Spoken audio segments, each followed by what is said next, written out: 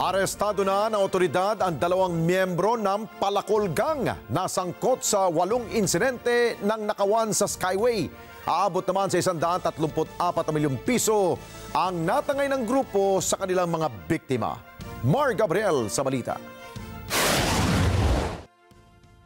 Sa dashcam video na ito nakuha bandang alas 7 ng gabi noong March 12, 2023, makikita ang pagharang ng mga nakaitim na lalaki sa sasakyan na ito sa Skyway. Armado ng baril at palakol ang mga sospek. Sinubukan pang umatras ng kotse, ngunit naipit na siya sa isa pang sasakyan sa likuran. Natangay sa biktima ang isang bag na naglalaman umano ng 7 milyong piso.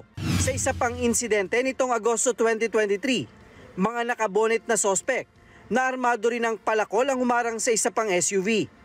Hinampas ng isa sa kanilang bintana ng kotse gamit ang kanyang palakol. Nang mabuksan na nila ang sasakyan, dito na nila tinangay ang pera ng biktima na aabot sa 10 milyong piso. Ayon sa PNP, 8 insidente ng Skyway robbery na ang kanilang naitala mula noong 2021. 4 dito ang nangyari ngayon lang taon. Nasa 134 na milyong piso naman ang natangay ng mga biktima na ang karamihan ay mga foreign national. Galing po sila, sir, sa casino. So probably winnings po nila ito, or they withdraw certain amount of money as form of their winning bet. Kahapon, magkasunod na naaresto ng pinagsanib na puwersa ng NCRPO at ng PNP Calabarzon ang 2 sospek. Nakilala ang mga ito na sina Arjo Sandoma at Jolan Villarente na sinasabing magpinsan. Nabawi sa kanila ang ilang baril at granada. Nakumpiska din ang ilang plaka na pareho sa mga nakakabit sa sasakyan na ginamit sa 2 insidente ng Skyway robbery noong March 12 at May 21. Sa ngayon po ay patuloy pa rin po yung ginagawa nilang investigation at may ina-account pa rin po sila maliban dito sa 2 naaresto na magpinsan.